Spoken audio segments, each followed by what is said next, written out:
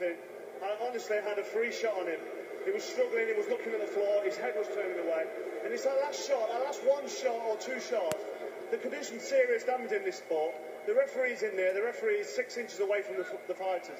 And he looks into the fighter's eyes, he looks where the opponents are looking at the floor, he looks at the composure, and he has to make a split-second decision. So, you know, you shouldn't be asking the fighter if I thought it should have been stopped. Of course I thought it should have been stopped, and of course George thinks it shouldn't have been stopped. You have sympathy for him. It's the referee's decision. I don't have any sympathy for him, no, because it's boxing, you've got to put it in the referee's hands. The referee has to protect the fighters.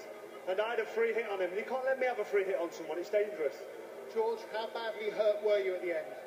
He caught me with a good shot, but that should never have been a stoppage.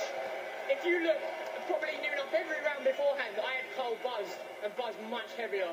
And because he's got this warrior image, I think he got the benefit of the doubt a lot of the time. And because for some reason I've got this chinny image, it was stopped prematurely in my opinion. I'd just like to say that I've got immense respect for Froch. I have done in the whole build-up. I think now he would respect me a little bit more after my performance tonight.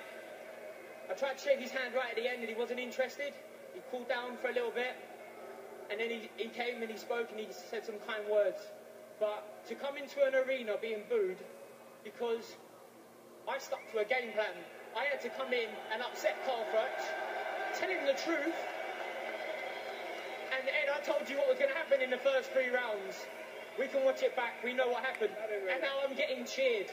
I'm getting cheered in front of all these amazing fans, boxing fans.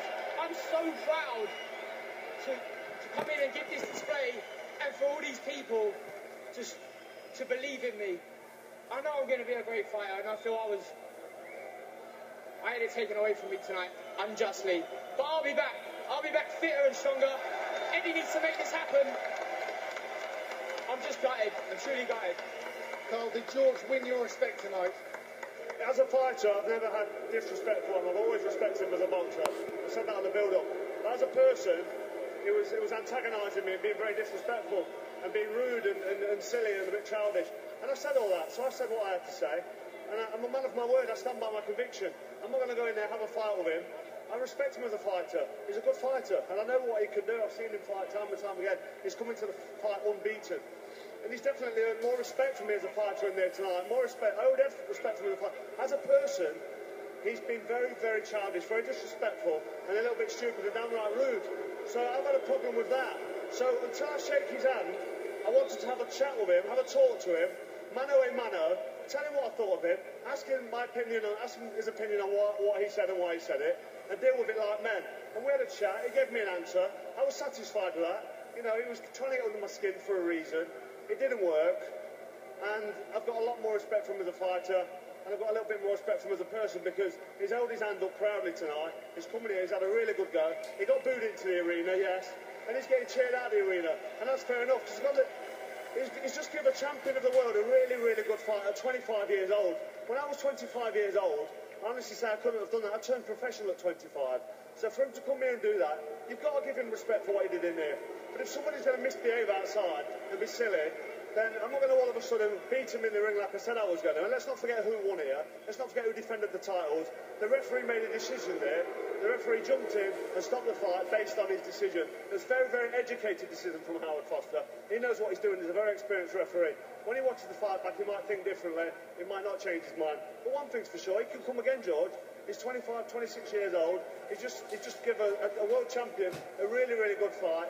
And honestly, I've got respect for him as a fighter. And, you know, started to turn it around as a person. Me and George, I used to be good friends with him. That's David Hay. Then all of a sudden, when the fight was made, it was being a little bit stupid. But, you know, this isn't cat and dog, and this isn't like Mickey Mouse stuff now, where we're going to just carry it on forever.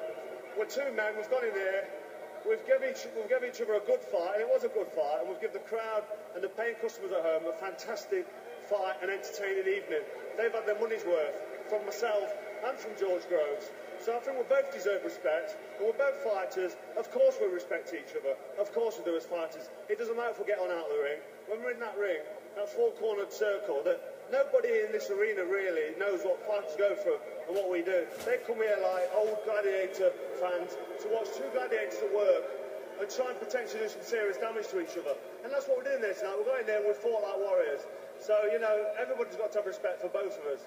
George, you were outspoken in the build-up, but you're content that you backed it up with a world-class performance.